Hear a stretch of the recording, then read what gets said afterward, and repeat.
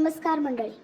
ऋतू बदलला की घरोघरी एकच समस्या डोकं वर काढते, ती म्हणजे सर्दी आणि खोकला. सारखं शिंकणं, नाक गळणं आणि घशात होणारी खवखव यामुळे आपण हैराण होतो. अशा वेळी दरवेळी गोळ्या घेण्यापेक्षा आपल्या स्वयंपाकघरातच असे काही रामबाण उपाय आहेत जे तुम्हाला नैसर्गिकरित्या बरे करू शकतात. आज आपण अशाच नैसर्गिक घरगुती उपायांबद्दल जाणून घेणार आहोत.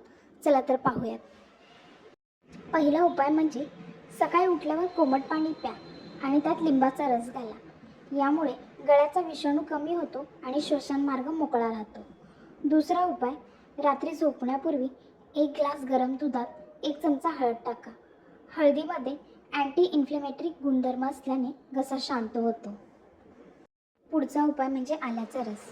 जर तुम्हाला कोरडा खोकला असेल किंवा घशाला खाज सुटत असेल तर ताजं आलं कापून त्याचा रस प्या किंवा आपण आल्याचा चहा देखील पिऊ शकता.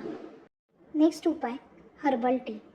पुदिना, तुलसी किंवा अद्रकचे हर्बल टी प्यायल्यास शरीराची रोगप्रतिकारक क्षमता वाढते आणि सर्दी हळूहळू कमी येते. सर्दीमुळे नाक गच्च असेल तर उकळत्या पाण्याच्या वाफेवर 5 मिनिटे श्वास घ्या.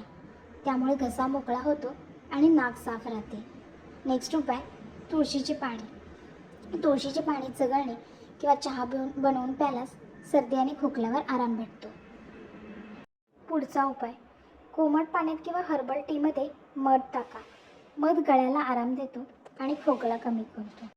जर सर्दी खोकल्यामुळे घसा दुखत असेल तर कोमट पाण्यात थोडे मीठ टाकून दिवसातून 3 ते 4 वेळा गुळण्या करा.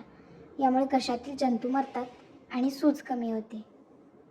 आणखी एक उपाय म्हणजे काढा. तुळशीची पाने, लवंग आणि काळी मिरी यांचा काढा करून प्या. तुळस ही फुफ्फुसांच्या आरोग्यासाठी उत्तम असते आणि यामुळे जुनाट खोकला देखील कमी होतो. हे सर्व उपाय करताना भरपूर पाणी प्या आणि शक्यतो कोमट पाण्याचाच वापर करा.